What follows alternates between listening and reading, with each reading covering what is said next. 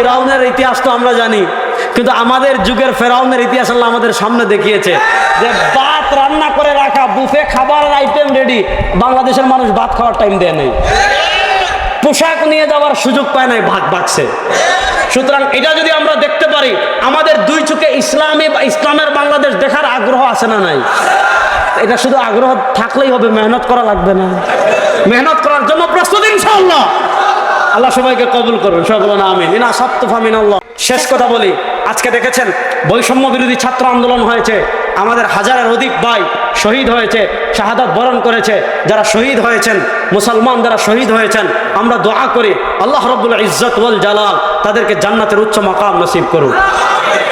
যারা তাদের খুনের সাথে জড়িত, আমরা দাবি করছি এই বাংলাদেশে তাদের সর্বোচ্চ শাস্তি প্রদান করতে হবে। 2 নম্বর যে বিষয়টা, বৈষম্য বিরোধী ছাত্র আন্দোলনের পর নতুন একটা বাংলাদেশ এসেছে। এই বাংলাদেশে আমাদের কাজ করার অবারিত সুযোগ তৈরি হয়েছে। এই বাংলাদেশ প্রকৃত বৈষম্য, যে কথা দিয়ে আমি আলোচনা শুরু করেছিলাম, প্রকৃত যদি বৈষম্য দূর করতে চান, একটা জিনিসই প্রকৃত বৈষম্য দূর করতে পারবে, ওইটার নাম কোরআন। একটা জিনিসই প্রকৃত ন্যায় ইনসাফ প্রতিষ্ঠা করতে পারবে, ওইটার নাম। সুতরাং সময় এসেছে বাংলাদেশের ঘরে ঘরে ঘরে ঘরে রাষ্ট্রীয়ভাবে কোরআন প্রতিষ্ঠার, রাষ্ট্রীয়ভাবে ইসলাম প্রতিষ্ঠার, রাষ্ট্রীয়ভাবে দ্বীন প্রতিষ্ঠার মেহনতের যে দাওয়াত, সেই দাওয়াত বাংলাদেশের ঘরে ঘরে ঘরে ঘরে পৌঁছানোর সময় চলে এসেছে।